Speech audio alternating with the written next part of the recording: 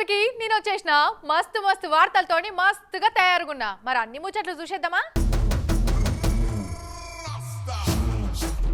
శివరాత్రి ఆళ్ళ 2 తెలుగు రాష్ట్రాలున్న శివాలయాలన్నీ శివనామస్మరణతోని మార్మోగినాయి. శివయ్య భక్తులు ఒక్క పొద్దులతోటి పొద్దున్నాక దేవాలయాలల్లో పూజలు చేసి రాత్రికి జాగారాలు చేసిర్రు. మరిగా శివరాత్రి పూజలు ఎక్కడెక్కడ ఎట్లెట్లా జరిగినాయో ఈ వార్తల పురాగా చూద్దామా?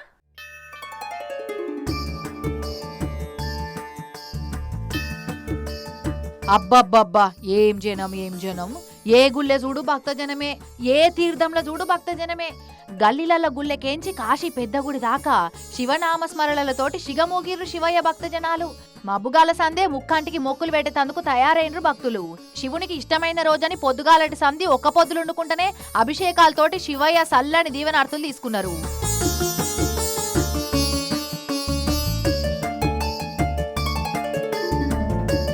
ముక్కంటికి ముఖ్యమైన మహాశివరాత్రి పర్వదినం ఈసారి శని త్రయోదశి శనివారం రోజున అచ్చుడుతోటి తండోపతండాలుగా తరలచ్చిర్రు.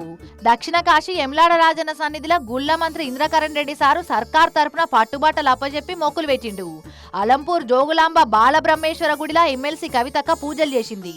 మెదక్ జిల్లా ఏడుపాయల వనదుర్గమ్మ బ్రహ్మోత్సవాలల్లో మంత్రి హరీష్ రావు సారు పాల్గొని మొక్కులు పెట్టుకున్నాడు. శ్రీశైలం మల్లన్న గుడి, కీసరగుట్ట, రామప్ప గుడి, కాళేశ్వరం, 1000 స్తంభాల గుళ్ళకైతే ఉష్కబోతరాలనంత జనం వచ్చిర్రు.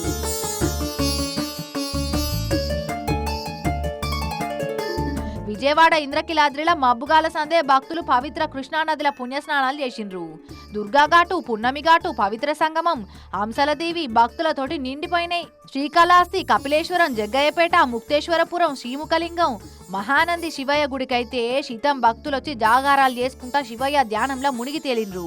ఇక అటు భక్తులు శివరాత్రి ఉపాసాలు ఉంటారు కాబట్టి పండ్ల దుకాణాలు, మార్కెట్లన్నీ కలకలలాడినాయి. ఇక ఆడాడ సౌలతులు లేక భక్త జనాలు జరంతా తిప్పల పడ్డరు. వచ్చేసారి ఇంతకంటే మంచిగా పండుగ చేసుకునేటట్టు ముక్కంటి సల్లని చూపు భక్తుల మీద ఉండాలని కోరుకుంటా మల్లోపారి స్మార్ట్ ప్రేక్షకులందరికీ శివరాత్రి శుభాకాంక్షలు.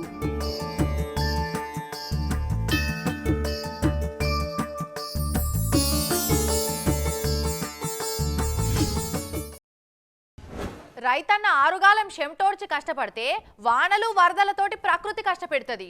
ఒకవేళ అంత సక్కగుండి చేతికి పంటత్తే దళారులు తగిన రేటు ఇయ్యక వాళ్ళు తిప్పలు పెడతారు. ఇక అన్నివోను ఆఖరణ రైతన్నకు మిగిలేది మట్టే. మరి ఆ మట్టిని కూడా దూరం చేయ చూస్తే రైతన్న గుండెల నిండా దుఃఖం పెట్టుకొని ఏం చేసిండో చూస్తే రైతన్నకు భూమిని దూరం చేసిన వాళ్ళను బరాబర్ అరుచుకుంటారు వాళ్ళ.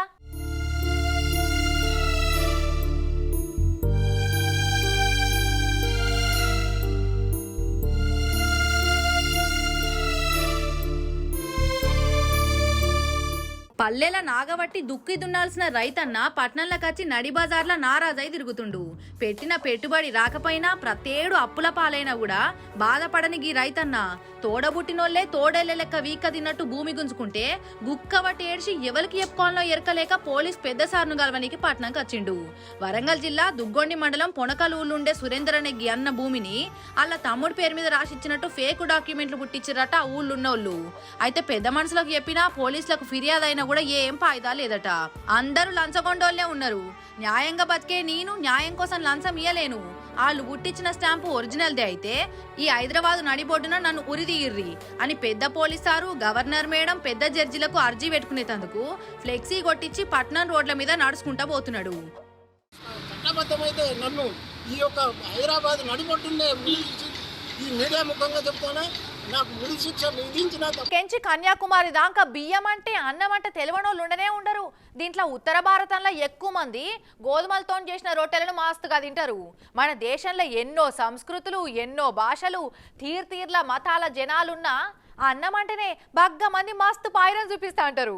రొట్టెలు తినేటోళ్ళు ఉన్నా కూడా ఆఖరణ ఉడికిన బువ్వ గింతన్న తింటే వాళ్ళకు మస్తుగా అనిపిస్తుంది. కానీ ఇవన్నిటిని వెనకకు నూకి బ్రెడ్ ముక్క ముందటికొచ్చిందోళ్ళ గదేందో చూసిరా పోర్రి. తింటే గారెలే తినాలని వెనకటోళ్ళు అనేది కానీ ఇక ఇప్పుడు తింటే బ్రెడ్ ముక్కలే తినాలి అని మార్చుకోవాల్సి వచ్చేటట్టున్నది పోర్రి. ఎవరికైనా పానం బాగాలేకుంటేనో డబల్ కా మీఠా తినాలనిపిస్తేనో బ్రెడ్ ముక్కల ముఖం చూసేది ఇది వరకు. కానీ ఇప్పుడు కథ అంతా ఉల్టా పల్టా అయింది వల్ల అన్నం రొట్టె ముక్కలకు బదులు తీరు రకాల బ్రెడ్ ముక్కలనే తింటున్నారు మన దేశం పబ్లిక్. అండగిన్నెలల్లో అన్నం వండుకునే టైం లేక, రొట్టెలు దాల్చే ఓపిక లేక బయటి దేశాలలో పుట్టిన బ్రెడ్ అంటేనే పాయరం చూపిస్తున్నారు. అన్నాన్ని రొట్టెలను ఉత్తగానే తినలేము, దానికి కూరలు కావాలి. వాటిని వండాలంటే ఈ కంప్యూటర్ కాలంలో దానికి కూడా టైం లేకుండా అయింది. ఇక మార్కెట్లో అల్కగా దొరికే ఒక బ్రెడ్ ప్యాకెట్, దానికి ఇంత రుద్దుకునే జాన్ డబ్బానో లేకుంటే పల్లికాయ బట్టరో పాల బట్టరో తెచ్చుకుంటే అల్కగా కతోడిచి ఒక్క పారు తెచ్చుకొని ఫ్రిడ్జ్లో వారేసినామంటే ఎన్ని రోజులన్నా తినచ్చు. ఇక దీంట్లో మల్టీగ్రెయిన్ అని, ఆ గ్రెయిన్ అని, ఈ గ్రెయిన్ అని మస్తు తీర్ల బ్రెడ్లు ఉన్నాయి. బ్రెడ్ ముక్కలతో తయారు చేసిన పిజ్జాలు, బర్గర్లు, తీర్ల శాండ్విచ్లు ఉండనే ఉన్నాయి. ఇంతల్కగా కడుపులో పడుతున్నది కాబట్టి మన దేశ పోలు బాగా తింటున్నారు. ఇక దీంట్లో మన సౌత్ ఇండియన్స్ ముంగిటి వరుసలు ఉన్నారని నేషనల్ న్యూట్రిషనల్ సర్వేలో బయటపడ్డది. ఒక్క కుటుంబం దగ్గర 300 నుంచి 800 రూపాయల దాకా ఈ బ్రెడ్ కోసమే ఖర్చు పెడుతున్నారట. ఇక రేపు జిహ్వాకు ఎంతో ఇష్టమైన బిర్యానీ భువన్ కూడా బీట్ చేసినా చేస్తుంది కావచ్చు పోర్రి ఈ బ్రెడ్ ముక్క. అంతరించిపోతున్న చిరుత పులులను కాపాడే కార్యం ముంగటేసుకునే సెంట్రల్ సర్కారు ఓ దిక్కు అడవులను, ఇంకో దిక్కు పులుల పార్కులను వెంచుకుంటేనే అరుదైన చిరుతలను బయటి దేశాలకెళ్ళి తెప్పించి సకల సౌలతులతోటి వాటిని సాకుతున్నారు. ప్రధాని మోడీ సారు పుట్టినరోజు నాడు కొన్ని చిరుతలను తీసుకొస్తే ఇవాళ ఇంకిన్ని చిరుత పులులను పట్టుకొచ్చిర్రు. మరి ఎన్ని పట్టుకొచ్చిర్రు, ఏం కథ పురా కరుచుకున్న పారి.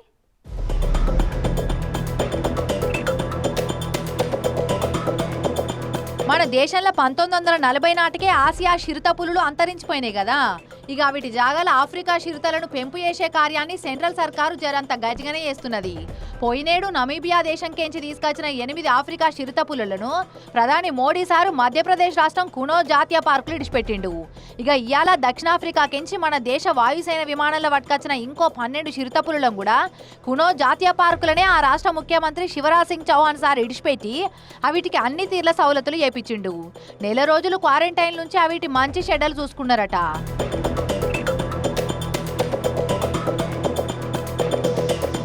మన దేశంలో మళ్ళా చిరుత పులులను పెంచుడు మంచిదేనని చాలా మంది అంటున్నారు. కాకుంటే వేరే దేశంకేంచి తీసుకొచ్చిన జంతువుల వల్ల ఇక్కడి జంతువులు ప్రమాదంలో పడతాయని కొందరు పర్యావరణవేత్తలు ఆందోళన చేస్తాండ్రు. సరే, ఏదేమైనా మన దేశంలో అంతరించిపోయిన జంతువులను మళ్ళా పెంపు చేసే పని ముంగటేసుకున్నాడు మంచిదే. కాకపోతే అంతరించిపోయినాక గింత పాకులాడే బదులు అంతరించిపోయే దశలున్న జంతువులు, పక్షులు, మొలకలు అన్ని తీర్ల జీవరాశులను కాపాడితే భవిష్యత్తులో వేరే దేశాలకెంచి దిగుమతి చేసుకునే బాధ తప్పుతుంది. కాబట్టి సెంట్రల్ సర్కార్ పెద్దలు ఇప్పటికైనా ఆలోచన చేయుర్రి అని అంటున్నారు పర్యావరణవేత్తలు. చూడాలి మరిగా సెంటర్ సర్కార్ ఇప్పటికైనా అంతరించిపోయే జాతులను కాపాడేందుకు ఏ పాటి చర్యలు తీసుకుంటుందో.